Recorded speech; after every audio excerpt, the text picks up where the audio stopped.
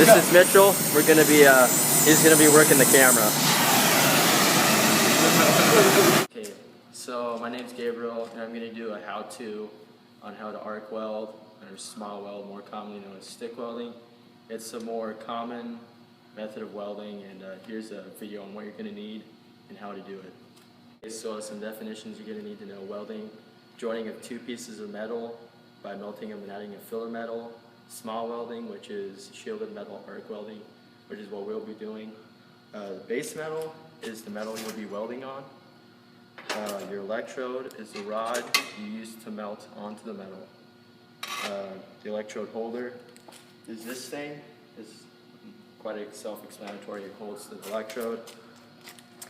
And your flux is a coating around the rod you're using. It's this gray stuff, and what that does is it melts over your weld and it creates a thin layer of slag, and that protects your weld from the atmospheric gases.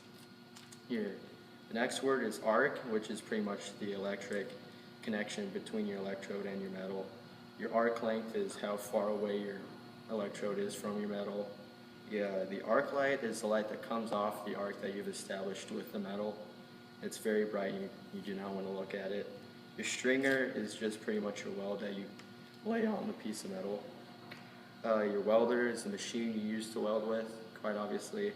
And the slag is that thin layer flux I talked about. Those are pretty much all the definitions you need to know. Operations, you're of course going to need two pieces of metal to weld on, or one if you're just running a regular stringer. You're also going to need proper ventilation, especially if you're in an enclosed space such as a garage. When you arc weld, it's going to let off the gases, and then you're not going to want to breathe that in. So out here we don't have to worry about that since it's more open, but if you're going to be in a tighter space that's closed off from the outside, you're going to want proper ventilation from that. Also, you're going to want to make sure that nothing flammable is near where you're welding. The sparks that come off your weld can fly up to 25 feet. So you want to be careful of that because things can catch on fire and explode. You're also going to want to make sure that you're in a position or an area that won't expose the arc light to someone else that isn't protected from it. Because if they see it too long, it could damage their eyes and it could damage their skin if they're exposed to it for too long. And that's pretty much all you need to know for preparation. All you're pretty much going to need right there, we got the coat over there. We got our water bucket, table of course, got the welder, you're going to need a cap, you're going to need your pliers, your metal, your electrodes, safety glasses, you don't want anything getting in your eyes, excuse me, you need your chipping hammer and brush to clear the slag off of your weld, earplugs to protect your ears from sparks and hearing loss, you need the gloves to protect your hands from sparks and heat, and a helmet for welding. This is a 10 shade. You need at least a 10 shade to arc weld because the arc light is ultraviolet, and if you don't have at least a 10 shade, it's gonna damage your eyes, so you don't want that. So you at least want a bare minimum of a 10 shade. This is an auto shade helmet, so when I strike the arc, it's gonna go dark. Other than that, it's always lit up. So yeah, that's all you need. I mentioned the welding coat. Yeah, that's about it. So yeah, I got all my gear up. I got my helmet, all that. Still need to put on my gloves. But that's the first step. You're going to want to make sure you have all your gear.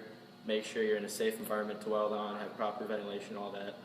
And your second step is you're going to want to make sure you have a good ground connection to your table. Yeah, that's what you need to establish an arc. So you're going to want that. We got to turn on the welder.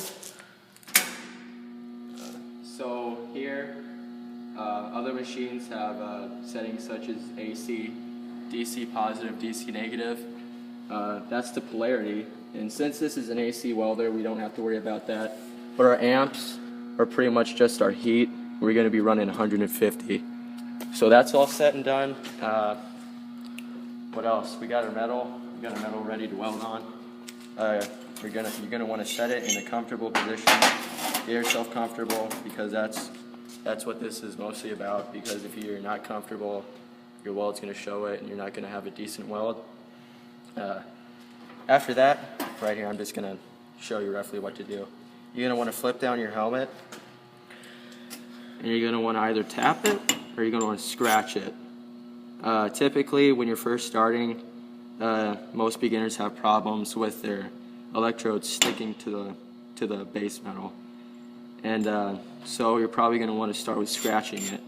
So after you're scratching it a little bit and you get that flux off the end and then it's just bare metal, it's going to establish an arc, and when you establish that arc, you want to pull it away just a bit.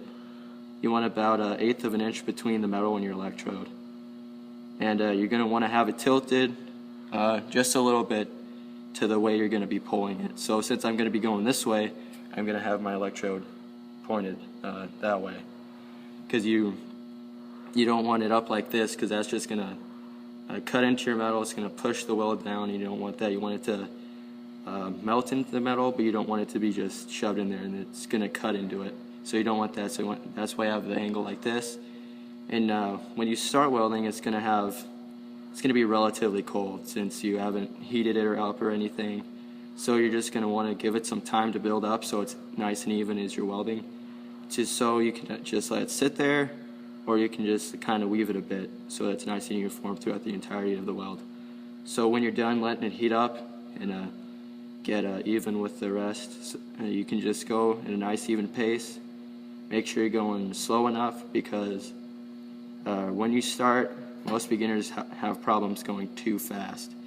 And that's bad because you don't want your weld to be weak. That's going to make your weld weak because you're not putting in enough metal. You're not penetrating the metal enough to get in a good weld. So you want to keep that in mind. Go at a nice even pace. And one thing you can do is, if you notice your weld's kind of getting thin, you can just kind of go back, let it fill, and just kind of ease forward. When you're done welding, you're going to want to pull away your electrode. That's going to break the arc, and then you're going to want to cool off your metal and then chip off the slate that's going to be on there and clean it off, and that's pretty much it. So we'll see how it looks when we actually do it. So we got our electrode in the electrode holder. Everything's grouted. We're ready to weld. So let's go ahead and do that and see how it looks. Ready? Mm-hmm.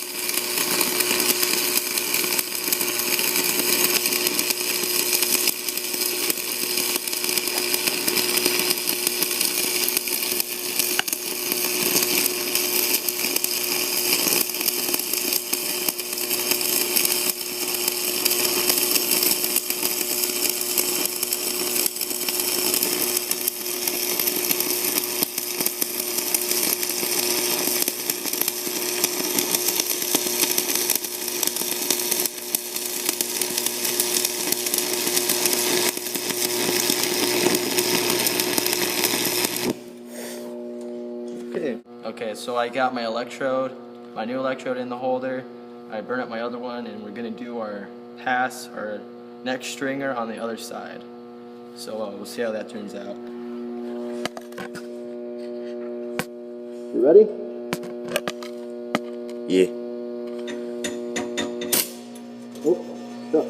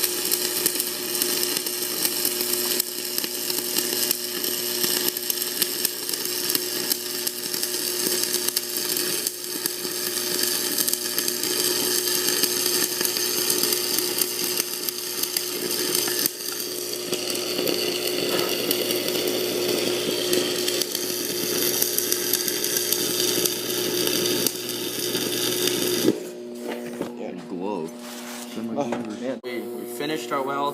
Sizzle right now, so we're gonna oh, very careful, man. Gonna cool that off.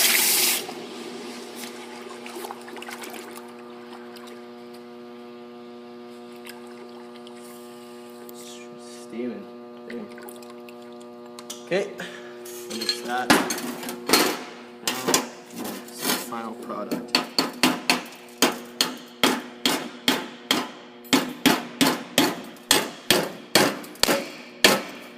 Yep, it's pretty much how you want it.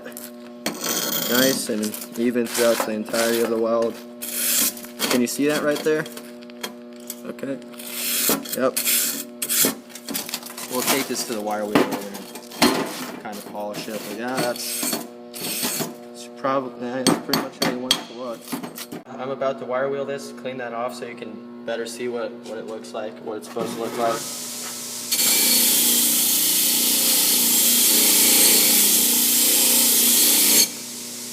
The other side.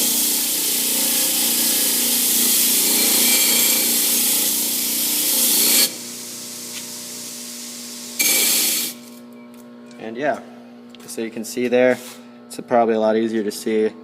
It's a lot more uniform and smooth, and it's even throughout the weld.